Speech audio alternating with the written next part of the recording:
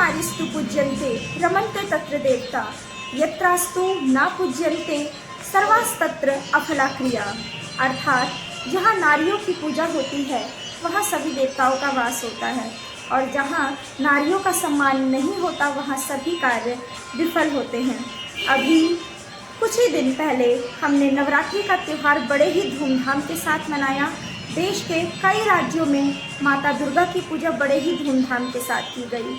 इससे ये सिद्ध होता है कि हमारा देश, हमारा समाज जो है नारियों की पूजा, नारियों का सम्मान करता है।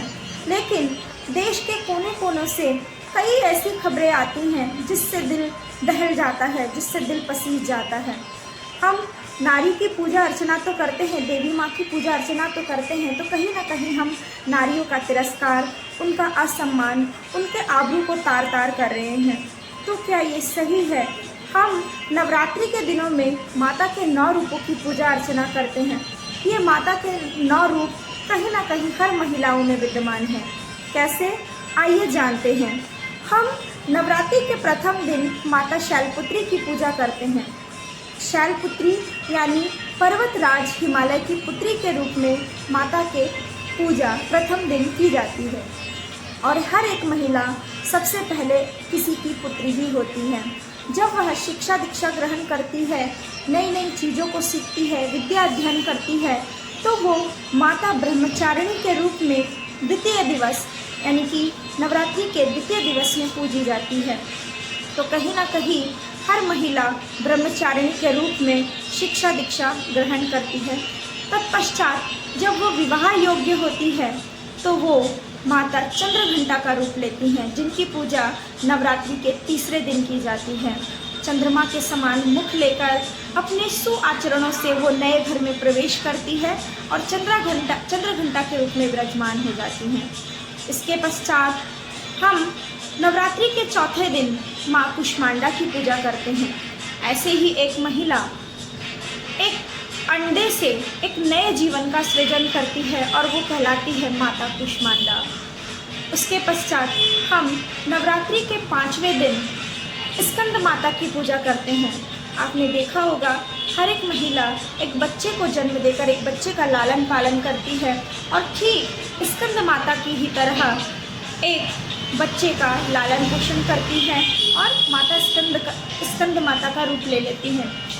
इसी प्रकार वो जब अपने बच्चे का लालन पालन करते हुए आगे बढ़ती है तो उनको कई समस्याओं, कई संघर्षों, आंतरिक समस्याओं और बाहरी संघर्षों से जूझना पड़ता है। तब वो रूप लेती है माता कात्यायनी का, जो कि नवरात्रि के 6ठे दिन हम माता कात्यायनी की पूजा करते हैं। और जब संघर्ष करते हुए वो विकराल रूप धारण कर लेती है कभी कभी, तो वो बन जाती है माता कालरात्रि, तो जिनकी पूजा हम करते हैं 7वें दिन माता कालरात्रि के रूप में। इसके पश्चात जब वो इन संघर्षों को झेल कर, इन समस्याओं का सामना कर आगे बढ़ती हैं और अपने मंजिल को प्राप्त करने के लिए संघर्षरत रहती हैं, तो वो रूप ले लेती है महागौरी का, जिनकी पूजा हम करते हैं नवरात्रि के 8वें दिन महागौरी के रूप में।